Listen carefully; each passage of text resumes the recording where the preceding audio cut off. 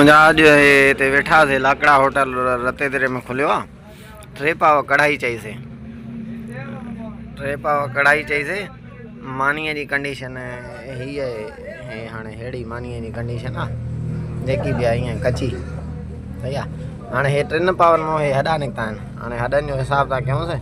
हे 1, हे 2, हे 3, हे 4, हे 5, हे 6, हे 7, हे 8, हे 9, हे 10, हे 11, हे 12, हे 13, हे 14, हे 15, हे 16, हे 17, हे 18, हे 19, हे 20, हे 21, हे 22, हे 23, 2 ॿाहिरि उछलिया अथऊं। 23 ऐं 2 25 ॾा 3 पावनि में।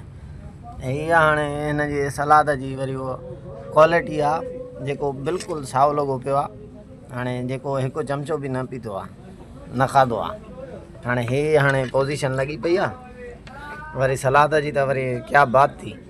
हाणे आहे असांजो लाकड़ा होटल। हिन जी CCTV बि लॻल आहे ओ या मथे। हाणे बा केरु अचे, मानी त खाधीसीं, हाणे पेट में सूर थो पए। मुर्तज़ा तुनिया वकील हाई कोर्ट, जनरल सेक्रेटरी रतो देरो तालका बार एसोसिएशन। हाणे हाणे लाकड़ा होटल जी हालत आहे। 25 हॾा 3 पावनि मां। ठीकु आहे। हाणे हे मालिक खे ॾेखारियूं था, वधीक पोइ ॾिसूं था। सर हे हुनजो बिल आयो आहे हाणे हिन हॾनि जो बिल आहे 1500। हॾनि जो बिल 1500। 3 पाव हॾा 1500, सलाद 80 जो, रायता 3 80 सां 1 224, रोटियूं 25 खाधियूं ई न आहिनि। पेट में सूर थो पए। 25 मानियूं खाईंदासीं छा? 5 6 मानियूं खाधियूंसीं असां। 6 चऊं 24, अञा 1 वधी वई। 6 मानियूं। मां ज़िंदगीअ में 2 मानियूं न खाधियूं आहिनि।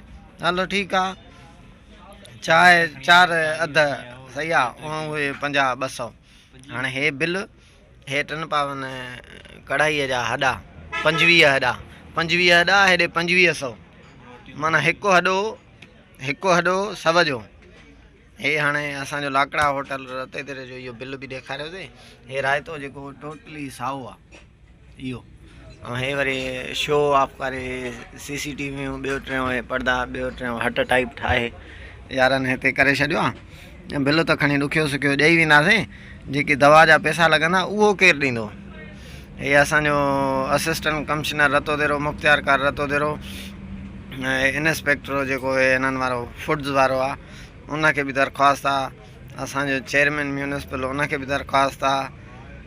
AC साहब खे स्पेशली दरख़्वास्त आहे त थोरो हिन होटल ते नज़रसानी कनि, पोइ कानून मूजिबि हिन लाइ कुझु सोचनि, कुझु एक्शन वठनि। होटल जंहिंजो बि आहे इहा ख़बर न आहे, पर हाणे असां सां हालत थियण वारी आहे। हाणे असां वेंदासीं हितां हॉस्पिटल।